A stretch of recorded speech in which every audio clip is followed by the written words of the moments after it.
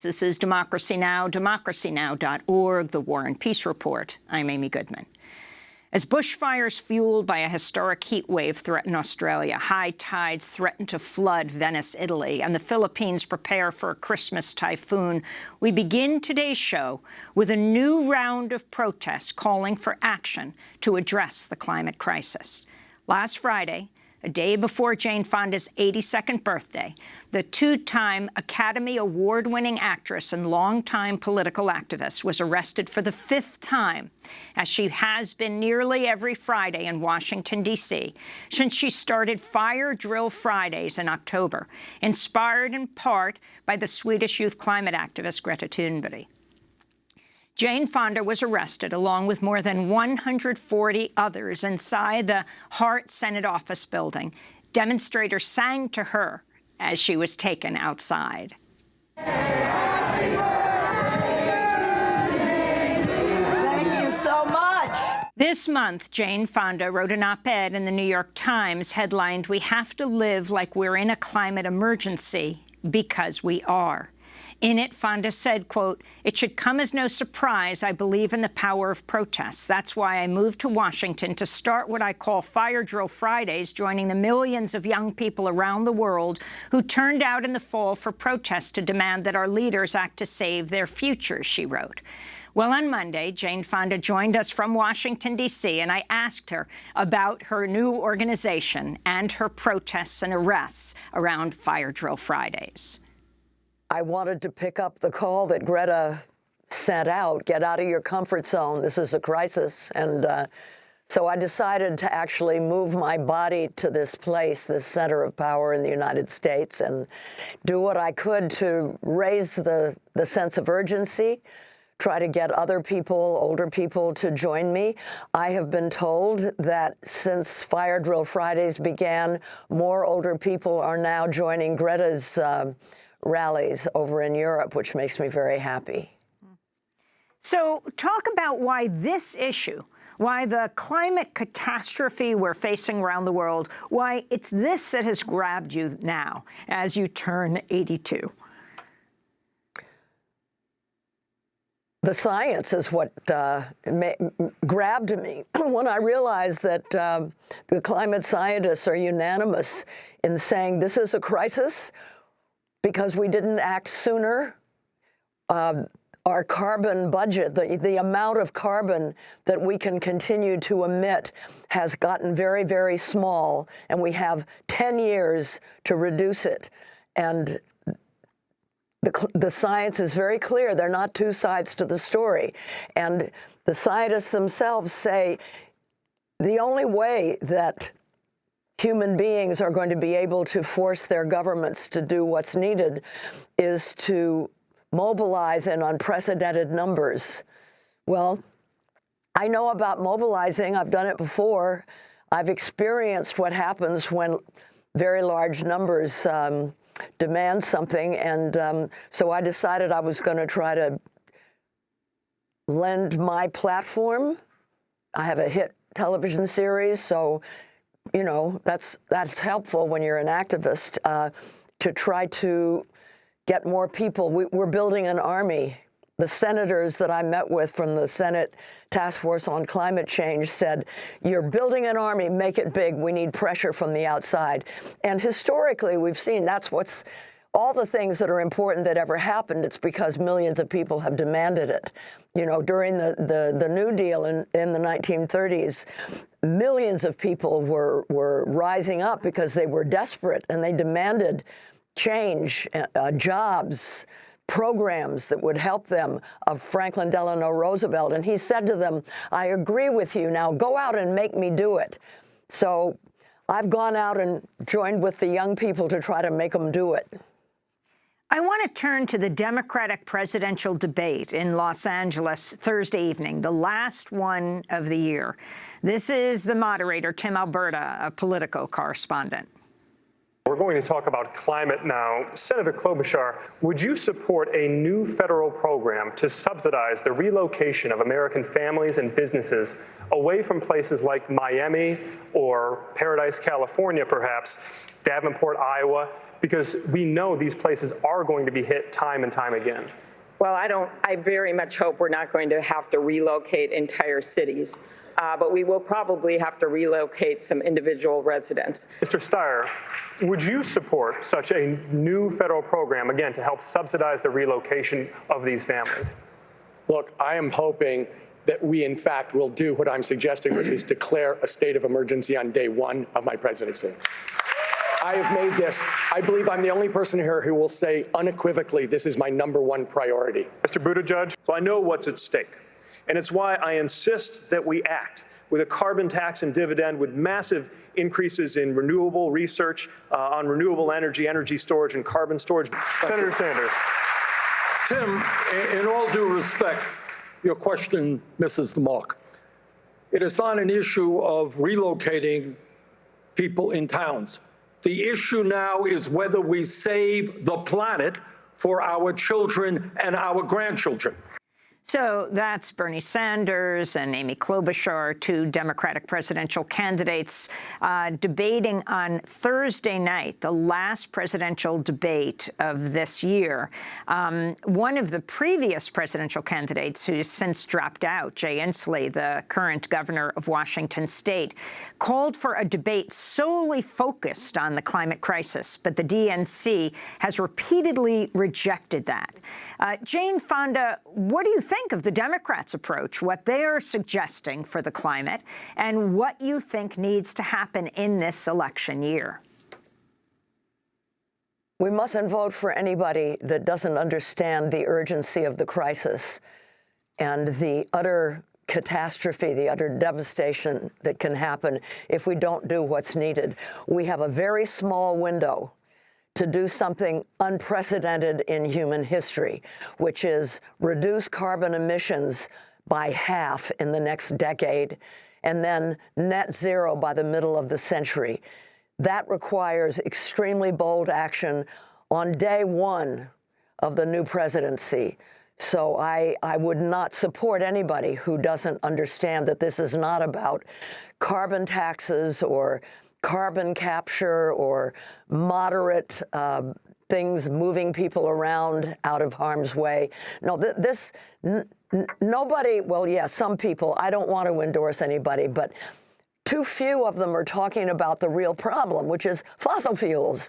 You know, you can talk about relocation, you can talk about windmills and you know, the renewables that have to come into play, but point our fingers at the criminals, the people that have caused this to happen to us, the fossil fuel industry. They knew in 1977 what they were doing. Their scientists told them that they were poisoning the atmosphere and it could lead to irreversible damage. And they lied to us and they hoodwinked us and they kept on drilling. And that's why right now it's too late for moderation. We have to take very, very brave, bold steps. And whoever gets elected next November, we have to hold their feet to the fire.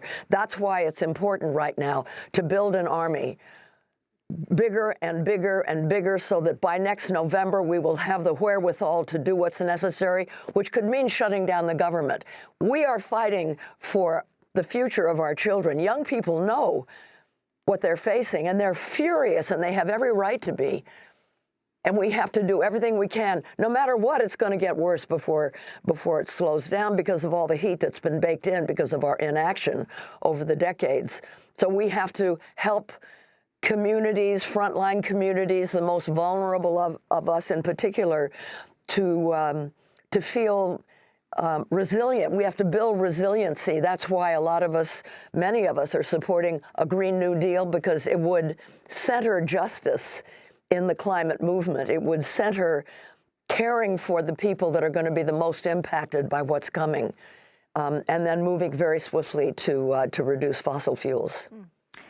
We've just come from Madrid, Spain, where we were covering the UN Climate Summit, officially the United Nations Climate Change Conference. I want to turn to the Swedish climate activist Greta Thunberg, and this is what she said to the gathered world leaders and climate negotiators. Why is it so important to stay below 1.5 degrees? Because even at 1 degree, people are dying from the climate crisis. Because that is what the United Science calls for, to avoid destabilizing the climate, so that we have the best possible chance to avoid setting off irreversible chain reactions, such as melting glaciers, polar ice, and thawing Arctic permafrost. Every fraction of a degree matters. How do you react to these numbers without feeling at least some level of panic? There is Greta Thunberg addressing her elders at the UN Climate Summit, COP25, that turned out to be a monumental failure. I think even called that by the climate negotiators, not to mention the massive number of activists outside, both in Madrid and around the world. Jane Fonda, this 16-year-old girl who began her activism at 15, her hashtag, I think, 15-year-old climate activist with Asperger's, standing in front of the Swedish parliament every day, demanding they do something about climate change. And when the election happened there, she moved it to once a week, and now has led this movement around the world. Certainly not the first young person, though, to engage in climate activism. Talk about when you first heard Greta Thunberg and when you made your decision, how you came to this decision to move to Washington, to lead this movement, really, of elders to support the youth, when you started Fire Drill Fridays? It happened, Amy, very recently. It happened over Labor Day weekend. I was in Big Sur with some friends, and I read Naomi Klein's book. I knew about Greta Thunberg. I knew that she was on the autism spectrum, but I had never read anybody explain what that means in terms of her relationship to the climate crisis and her way of communicating. Naomi Klein enabled me to see what it is about Greta that is that makes her so powerful as a leader of the young climate movement. It's the focus. Asperger's, if someone with Asperger's is interested in a topic, their focus is laser beam. They're not concerned with what other people think, or they might be unpopular, or, oh my God, this is terrible, polar bears are starving. And then 5 minutes later, oh, I just bought a new pair of blue jeans. She doesn't think that way. She is focused, and she's a science nerd. And when she heard and learned of the science, and that the scientists were all in agreement about the crisis that was looming, first she didn't believe it, because she said, if this is true, nobody would be talking about anything else. It can't be true, because everyone would have stopped their life and be focused totally on this issue. And when she realized it was true and that nobody was behaving appropriately, it so traumatized her, she stopped eating and speaking for so long that it stunted her growth. When I read that, it just hit me like a train. I knew that what Greta had seen was the truth, and that we were not behaving accordingly. And I tried to imagine myself in a house that was burning, and I wasn't going to carry on business as usual. And, you know, I thought the only thing I can do is put my whole body on the line and have regular actions and include the historically noble thing called civil disobedience. You know, when you've spent decades begging and pleading and signing petitions and writing letters and marching and rallying, you've used all the levers that democracy offers you to make your voices heard, and they don't pay attention. Then you have to go the next step, which is nonviolent civil disobedience. It calls more attention to what's going on. It's changed things in history. We know that during the civil rights movement. Mahatma Gandhi in India won freedom from colonialism in India with nonviolent civil disobedience. So I decided to do that. There's a lot of precedent of showing it's successful, and I didn't know in the beginning if it would be successful, but I think that it was the right thing to do at the right time. People in growing numbers are coming from all over who have never before engaged in civil disobedience. and risked being arrested. And it's a very transformative experience because you are aligning your whole self, your body, with your deepest values. You're becoming integrated and empowered, and it's a very beautiful thing to see. And it seems to be gaining a lot of traction, and so I think we're going to roll it out across the country. A lot of people are asking for help in starting Fire Drill Fridays in their own towns and cities, and we're going to do that. This is Democracy Now!, democracynow.org, The War and Peace Report. I'm Amy Goodman.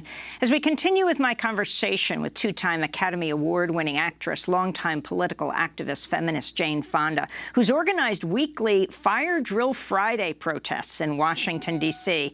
Last Friday, one day before her 82nd birthday, Jane Fonda was arrested for the 5th time, along with 140 others at the Senate Hart Office Building, including feminist icon Gloria Steinem, Moral Mondays founder Reverend Dr. William Barber, and many more. I asked Jane about her message to the senators inside the Hart Senate Office Building where she got arrested Friday. At this point, my message is mostly to the people outside the halls of power. That's who we have to mobilize. We have to let people know that now's the time. It's a very interesting, if you will, privilege that we have, those of us who are healthy and alive during this decade. It's in our hands. We are the decade that can make a difference in how many hundreds of millions of people will suffer, and many of them die, depending on our actions. What a power in our hands. And we need to be in the many, many millions to force our governments in every country of the world to do what's right.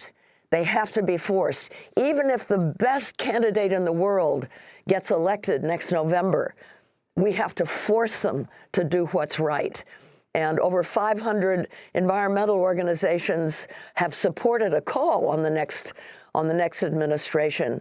From day one, he or she can have 10 bold actions in the first 10 days, issuing a climate emergency alert, stopping all new fossil fuel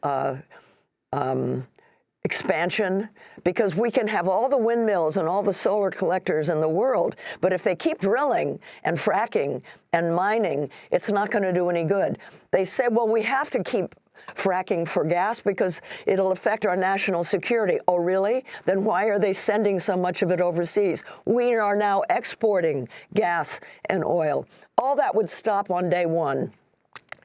Also issuing a gradual phase out of fossil fuel, also making sure that the families and communities and workers that would be affected by that would be protected with union jobs, training, benefits, pensions, with all the security that they have now working in the fossil fuel industry, then working in a sustainable energy system.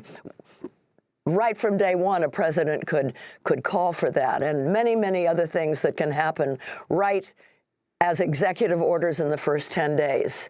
And that's what your original question was, what do I have to say to people in the halls of Congress? Do what you can right now. We don't have to wait for next November's election. There are things going on in cities and towns and states around this country, Seattle, Maine, New York, Boulder, Oakland, California, where they're actually beginning to move to renewable energy. And it's democratic, it's decentralized, it puts people in charge of the kind of transition that they're going to make. It's very, very beautiful what's happening. Once the government is behind them, with all of its power, that can be ramped up fast enough. The scientists tell us it can be done. We still have time. We have 10, 11 years, but it can be done. We have the technology, the fossil fuel industry and the politicians that they've bought off, tell us it's not reasonable, that it's just fantasy, that it'll destroy us. It's what they said about the New Deal in the 1930s. You know, they called Franklin Delano Roosevelt a communist, a fascist, and they tried to overthrow him, the big banks and railroads. But he was brave, and he did what he did because people were demanding it of him. And then people discovered it was helping them, so it succeeded because even people who were suspicious in the beginning started to support what he was doing because they saw that they were getting help. That's what the president has to do, but we're also encouraging people at a local level to start reducing the carbon footprint of their own households, but more importantly, their communities and their towns and their cities, because we can do it. See, that's what's hopeful about it. The scientists tell us we can. It's the political will that's missing because our government for too long, and too many other governments around the world, have been in thrall of the fossil fuel industry. And one of the COP25, the conference in Madrid that you just left, there was one good thing that happened. It was the first time in an international conference like that they pointed the finger directly at the fossil fuel industry. Up until now, everybody's kind of steered away from that. So that's an important step. And of course, the kind of organizing that was going on around it, not so much inside the COP, but outside, all around it. So Jane Fonda, you went to Standing Rock, the standoff at Standing Rock, going back over time, deeply involved with the anti-war movement, along with your then-husband, Tom Hayden, with whom you had your son. You also really helped to mainly funded the campaign for economic democracy, the California campaign, by your workout videos, and also reach people, to say the least, especially women, millions of women across this country, across the political spectrum. You've done Black Panther support. You supported the American Indian movement, decades of your feminist work, supporting V-Day. You have come out in support of Palestinian rights. You've engaged in criticism of both President Trump and President Obama for pipeline building and pipeline politics. So this movement, the Fire Drill Fridays, coming out of your inspiration from this 16-year-old Swedish climate activist, describe it for us, because this wasn't the first time on Friday, right before your birthday, that you got arrested with over 140 other people, leaders and movements across many different fields coming together around the climate crisis. This was like the 5th time that you got arrested, as you get arrested each week. Describe the scene.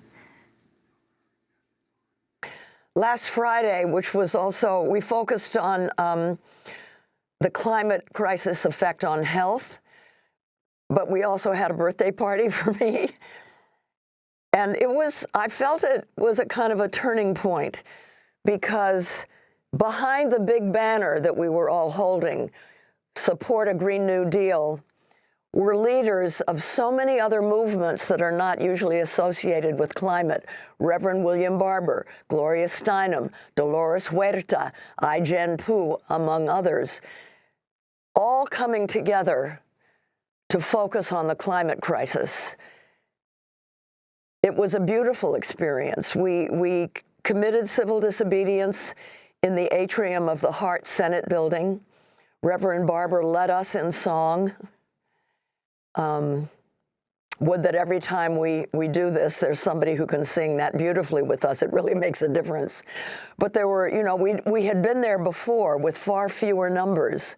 So looking around and seeing the diversity, young, old, black, white, Asian, Latina, everybody was there.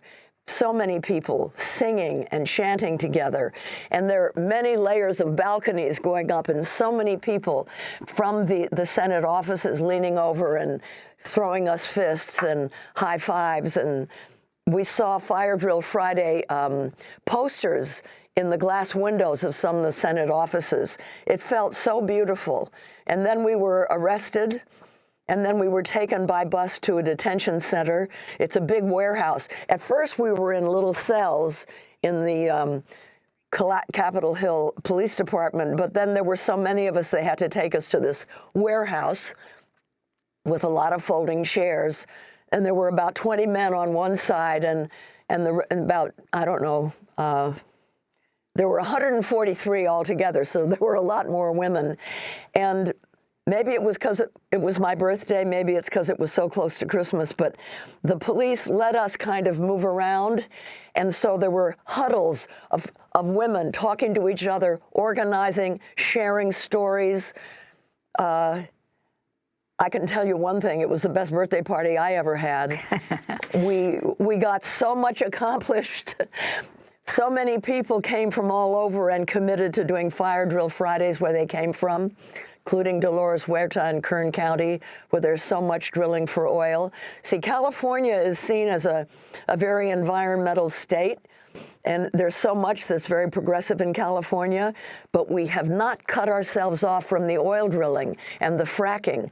So when I go back to California, I'm going to do Fire Drill Fridays there to try to get our governor, Gavin Newsom, to stop already with the drilling and the fracking. I mean, let us in California really be climate leaders, but we can't do it if we continue to drill and frack and export. So that's our next goal. I want to turn to a climate activist confronting 2020 presidential hopeful, the former Vice President Joe Biden. Isaac Larkin, a 27-year-old PhD candidate at Northwestern, questioning former Vice President Joe Biden at a climate town hall. I know that you signed the No Fossil Fuel Money pledge, but I have to ask, how can we trust you to hold these corporations and executives accountable for their crimes against humanity when we know that tomorrow you are holding a high-dollar fundraiser hosted by Andrew Goldman, a fossil fuel executive? He is not a fossil fuel executive, I'm told. He is not a fossil fuel executive. And the fact of the matter is that what we talk about is, what are we going to do about those corporations? What have we done?